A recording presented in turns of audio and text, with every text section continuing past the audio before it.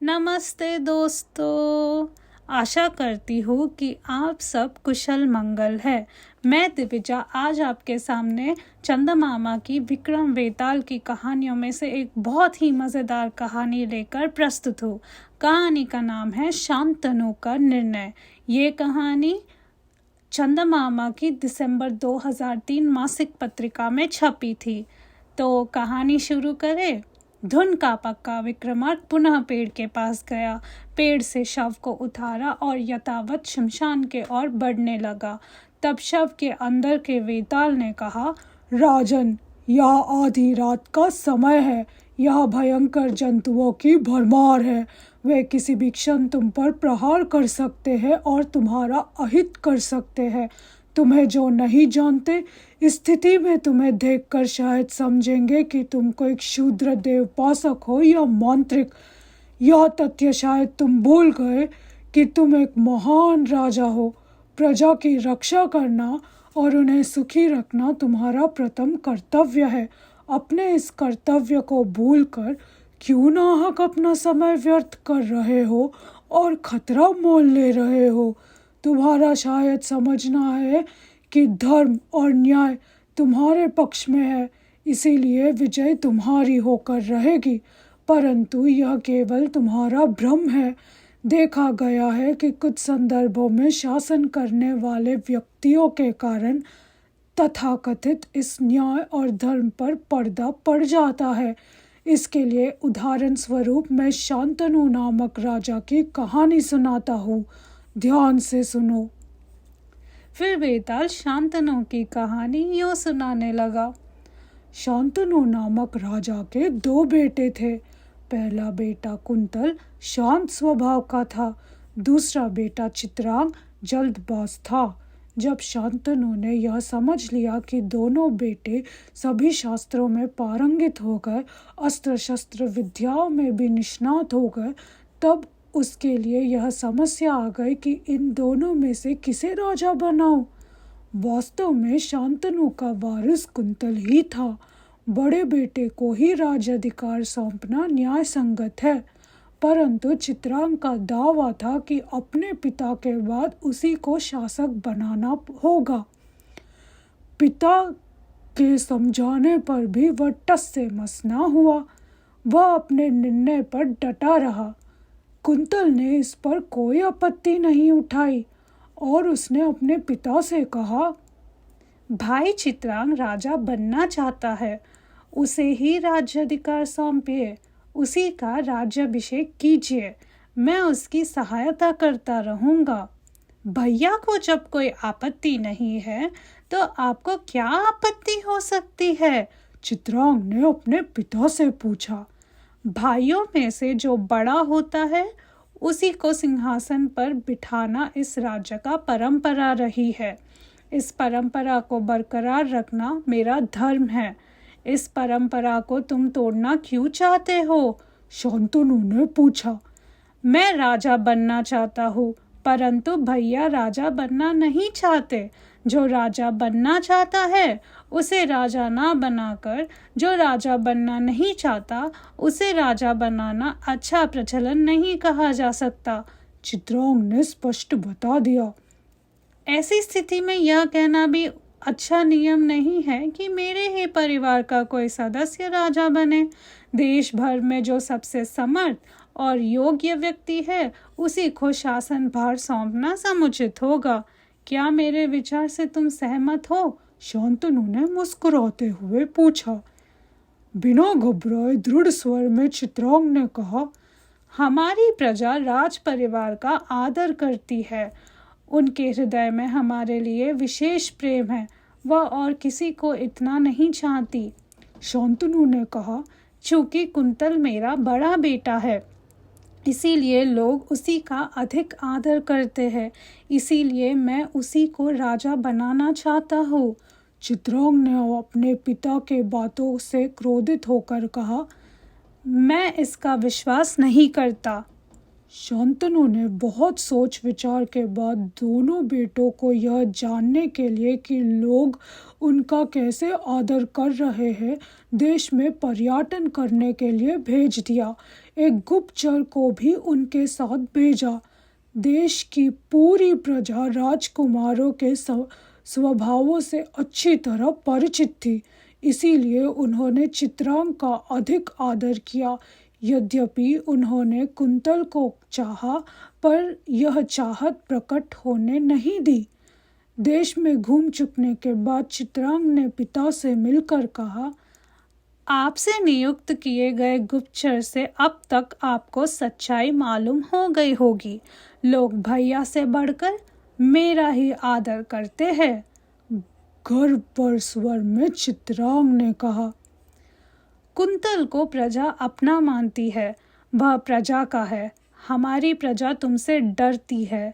प्रजा जिससे हृदयपूर्वक चाहती है वही राजा बनने के योग्य है।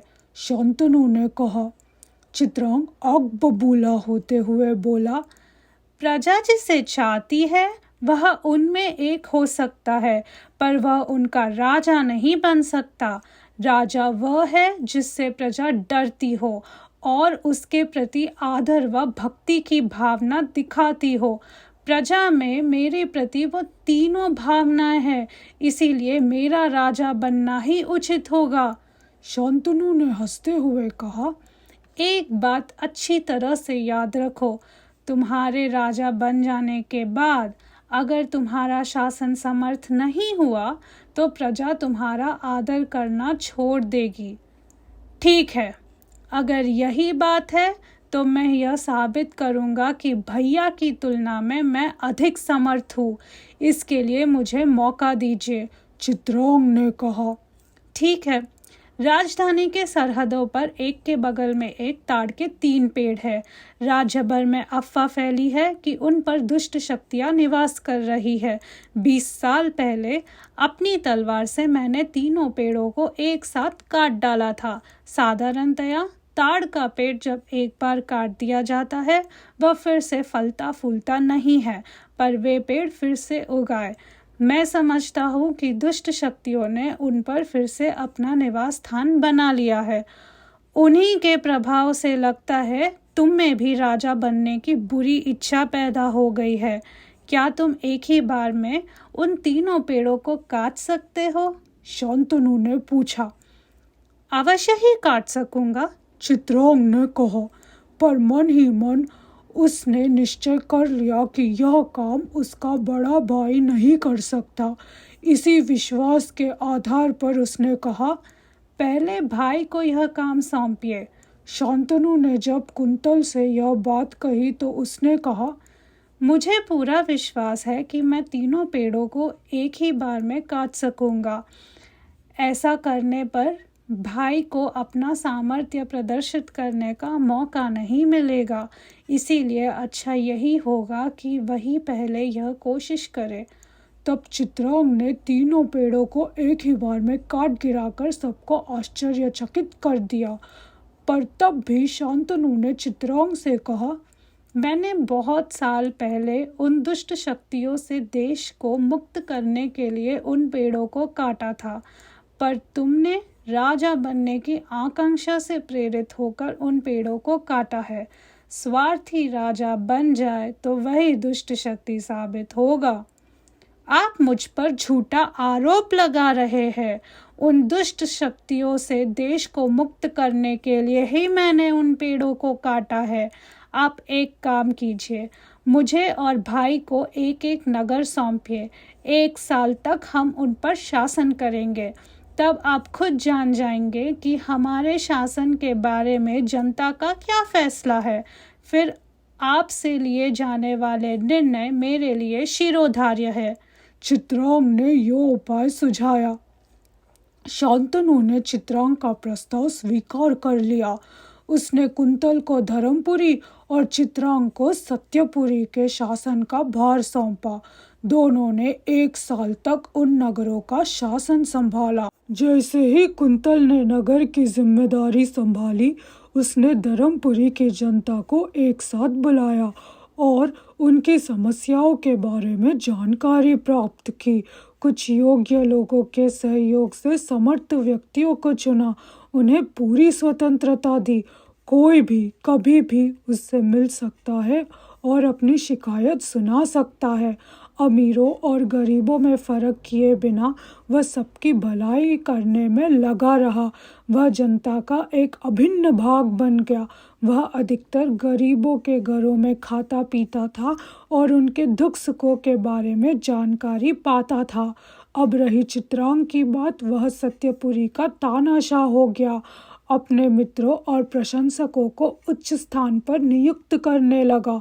तरह तरह के मनोरंजनों को प्रोत्साहित करने लगा। अपने विरोधियों को कुचल डालने लगा, उन्हें सजाएं देने लगा। उसके शासनकाल में लोग भयभीत रहने लगे। एक ही साल के अंदर दोनों नगरों की अच्छी वृद्धि हुई।